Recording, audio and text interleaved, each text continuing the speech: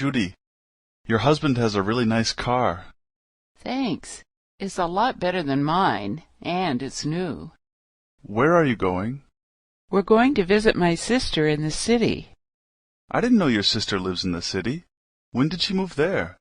About a year ago.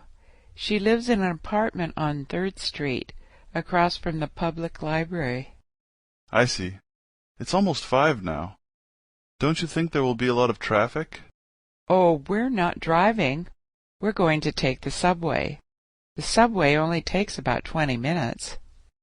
Yes, but it can be very crowded around this time. I always feel uncomfortable taking the subway. I take the subway to work every day, so I'm used to it now. Doesn't your mother live in the city? Yes, she's lived there for about 10 years. I remember when she moved there. Apartments were a lot cheaper then. I know what you mean. It's hard to find anything that's reasonable now. Have a good time. Next time you're free, give me a call, and we'll go play poker. See you later.